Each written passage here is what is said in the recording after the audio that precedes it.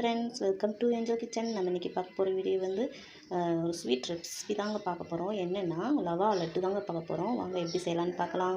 அகலமான கடாயில் 4 ஸ்பூன் நெய்,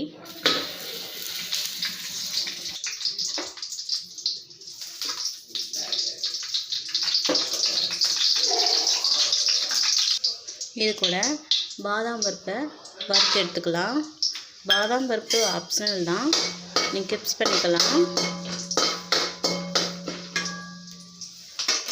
வறுத்து எடுத்துக்கலாம். பொன்னிறமாக எடுத்து 50 கிராம் கிஸ்மிஸ் சேர்த்துக்கலாம். நல்லா பொரிஞ்சு உப்பி வர வரைக்கும் நம்ம வறுத்துக்கலாம்.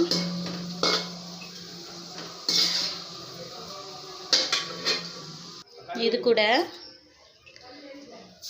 3/4 கிலோ ரவை சேர்த்துருக்கேன். அதை பொன்னிறமாக வறுத்து எடுத்துக்கலாம்.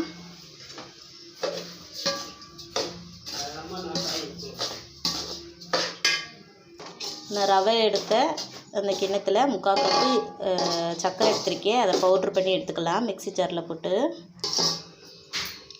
இப்போ அரைச்ச சர்க்கரையை சேர்த்துக்கலாம்.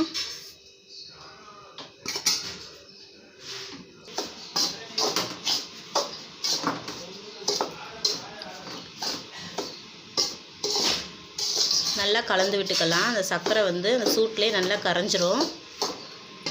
கூட நட்ஸை சேர்த்துக்கலாம்.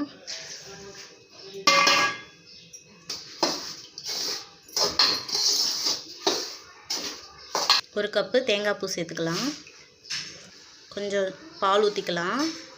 உருண்டை பிடிக்கிற அளவுக்கு நம்ம கொஞ்சம் கொஞ்சமாக ஊற்றி சேர்த்துக்கலாம். நான் காய்ச்சின பசும்பால் தான் சேர்த்துருக்கேன். கொஞ்சம் வெதுவெதுப்பாக சேர்த்துக்கலாம்.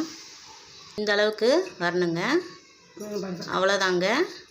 இதை நம்ம உருண்டை பண்ணி வச்சுக்கலாம். லேசாக கை சூடு இருக்கும்போதேவும் நம்ம உருண்டை பண்ணி வச்சுக்கலாம்.